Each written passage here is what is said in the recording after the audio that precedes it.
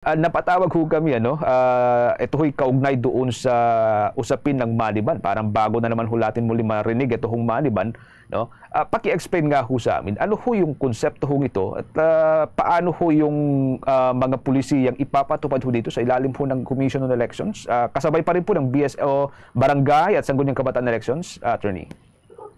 Opo, in line with the barangay and SK elections po, meron pong, pero hindi pa po na-release ang resolution na to from COMELEC because it will still be approved by COMELEC and BANC.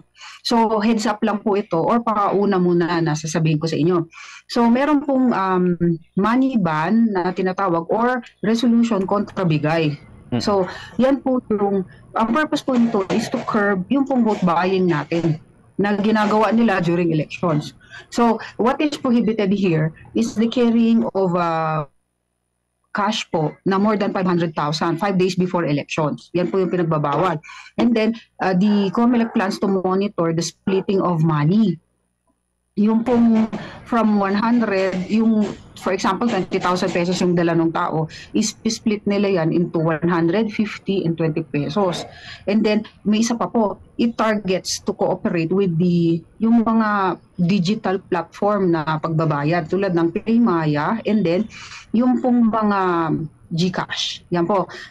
This is just to ensure na hindi yan gagamitin yung mga digital platforms na yan for vote buying. Okay. And then nakiki-negotiate or nakiki-transact na po ang COMELEC with yung mga digital platforms na to, including the Bangko Sentral ng Pilipinas at saka yung Anti-Money Laundering Council just to implement this resolution. Clarification lamang ho, Attorney. Halimbawa, ikaw ay nagtatrabaho sa bangko, no? At inauthorize ka ng iyong manager na magdala ng ganito kalaking halaga. Ano yun? At saka, halimbawa, dumaan ka sa checkpoint at natukoy na may ganong halaga ng pera doon sa pag-iingat mo, ano to, qualified na mapabilang ho doon sa money ban kung sakali, Attorney? Ayan po ang isa sa mga exceptions. If you are an employee of the bank or a businessman or a cashier or a special disbursing officer or a disbursing officer, you just prepare your documents na you are authorized to carry such amount of money.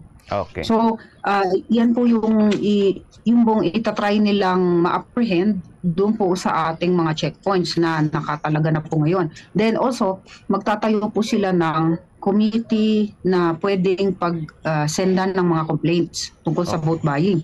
So itong complaint center na ito, which is the Committee of Kontrabigay, will operate from August 28 daw, pero hindi pa naman po na-release kasi yung COMELEC resolution. So siguro once it becomes effective, until October 28, 8 a.m. to 5 p.m. to receive complaints kung meron yung mga maggagawa ng mga ganong acts.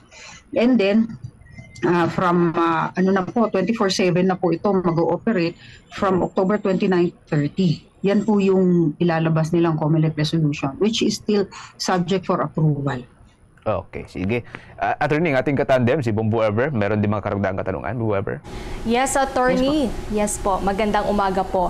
As of now po, para sa kabatiran na rin po ng ating pong mga tagapagkinig, especially po yung mga kakandidato po, ano po ba yung mga basis or mga grounds po para po maikonsidera na early campaigning ito pong mga kakandidato po dito sa barangay at sangguniang kabataan elections at ano po yung mga probably yung mga maaaring maisampa sa kanila na mga paglabag po, Attorney?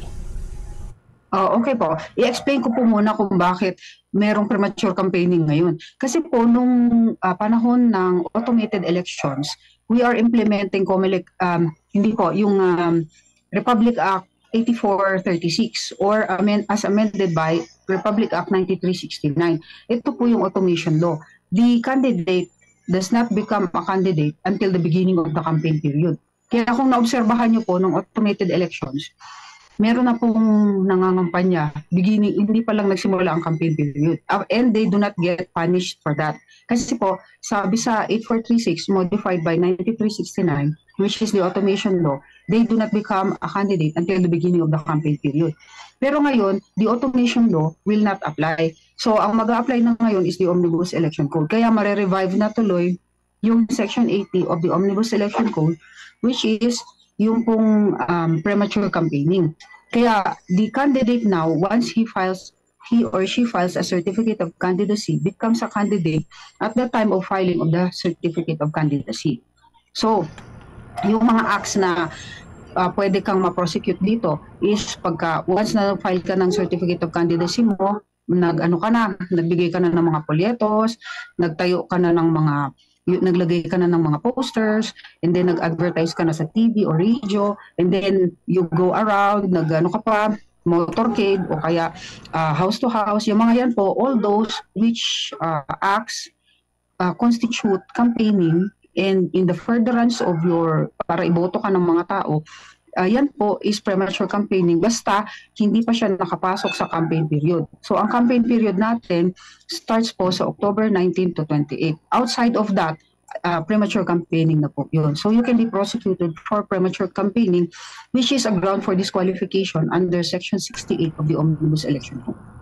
Okay, sige. Maliwanag ho yan, ano? And I'm sure, Attorney, mas marami pang mga oras ang pagsasamahan po natin habang binabantayan itong barangay at Sangguniang Kabataan Elections. Maraming salamat po, Attorney, sa muli pagpapaunlak po niyo sa amin ng amin pong invitation na kayo po yung makausap, Attorney. Apo, maraming salamat po at good morning sa inyong lahat.